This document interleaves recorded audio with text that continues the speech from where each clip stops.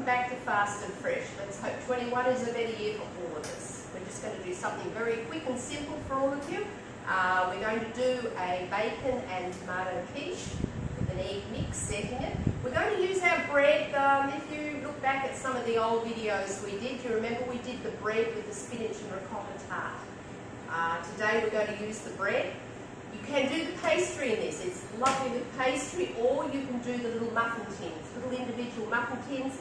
Push them in like we did with the pies, and put all your filling in there. They only take about 15 minutes in the oven. That's a great way, great lunchbox food. But today we're just going to do it as a tart. So if you remember, we greased our dish very well. Just a nice push through flan once again.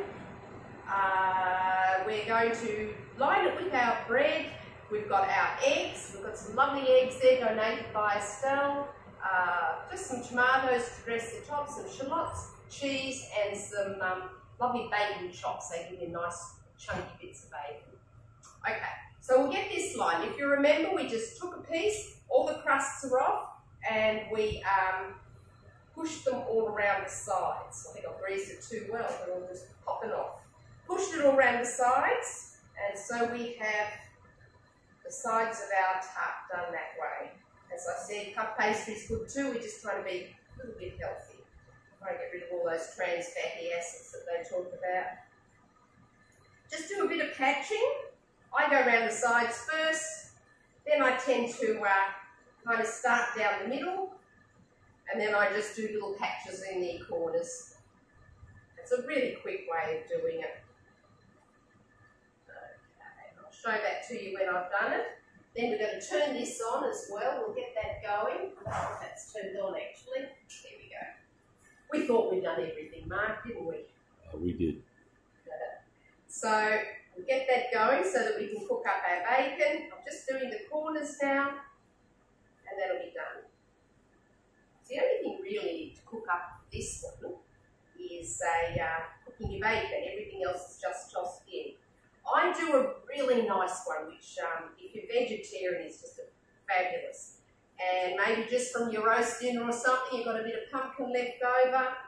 You just have about a cup of pumpkin in there, some chopped up kale, put your egg mix in that we'll show you, and sprinkle the top with feta, and that is an amazing one to do as well. But you know what? Anything in your fridge can go in here. Okay, so we've got this going. We'll put a little bit of oil in there. Just a light oil, you don't need to use olive oil. Put that bread out of the way. And we've got about a cup of, we buy the bacon chops, as I said, they're nice and chunky. So we'll put that in there and start cooking that up. You've got your oven on 180 there, so that's good to go. And this really shouldn't take too long. This will take about 30, 35 minutes. You're doing it in the little muffin tins, it'll only take 20 minutes tops. You'll know when it's cooked because it'll be lovely and puffed up. And that'll be delicious. So what I do as well, don't ever put your cheese on top. Because if you're going to decorate a piece, put your cheese on top. You can't see anything you've done. I always put my cheese first. I put a nice bit of cheese in there. And that's on the recipe as well. I think we chose about half a cup to a cup, depending on how much cheese you like. Cheese goes in.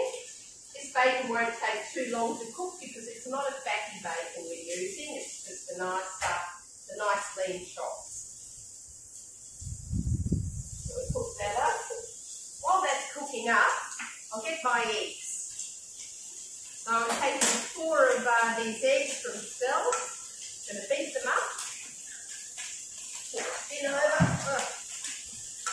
beat them up with a fork and season with a little bit of salt and pepper.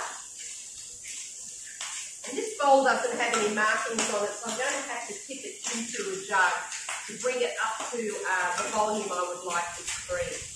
So, let's go. Beat them up a little bit.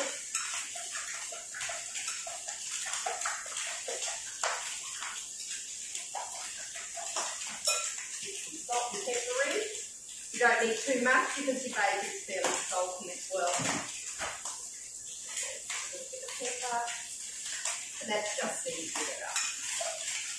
Okay, I'll leave that a minute and I'll just come back to this. I reckon we can pop that a little bit more and turn it off. There we go.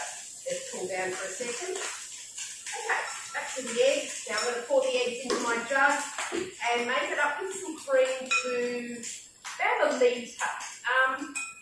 Obviously it's going to depend on your pan, what size your pan is.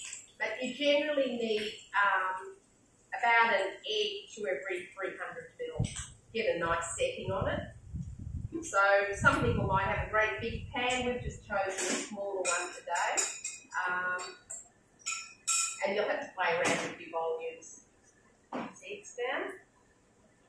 So I'm going to take this up to 1 litre, which is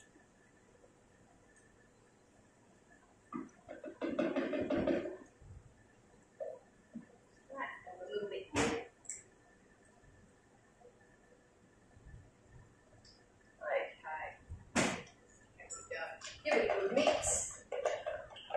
All your eggs mix through your cream, and that will be poured over everything. Okay, there we go. We'll move them out of the way. So there's the filling. Okay, so what we will do now is we'll get our bacon. Now, as I said, this bacon is quite lean, so it doesn't really need to be drained off. If you're going to use a very fatty bacon, I would suggest that you get a little bit of paper towel and put it on there to start off with, so you don't end up with too much fat in your quiche. Tip them a little bit.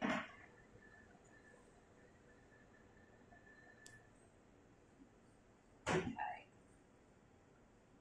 Righto, so there we have it, about to say evenly spread, awesome. There we have it like that, looking good. Put a little bit, just, I've chopped too many shallots there, but probably about a tablespoon of your shallots. Just sprinkle that over, rather than onion, it's a little bit gentler and you don't really have to cook it up.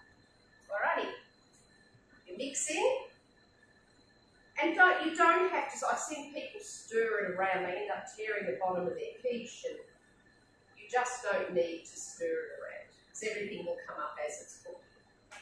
Oh, it's perfect, mark 1 litre, ching ching. Now you can get fancy if you like. Put whatever you like. We've chosen some lovely little cherry tomatoes. We're going to put around there, and that'll be the tomato part of it. Once again, these don't need to be cooked. Another one I've done, which is really nice, is the chicken and mushroom. That's a really, really good one. Or if you're getting flash for a dinner party, go and buy some of that crab that you can get in your little tubs, and you do your crab shallots and dress the top with camembert. That's beautiful. That's crab and camembert one. We've got a few more tomatoes, but let's do that for now. Okay, I'll get a tray to put these on. This will go into the oven for about half an hour. When it comes out, it'll come up beautifully puffed. It does sink down as it cools down, don't be alarmed, that's what happens. When it's puffed, you know it's good. It should still be that little bit soft, but we'll show it to you when it comes out. So we will be back.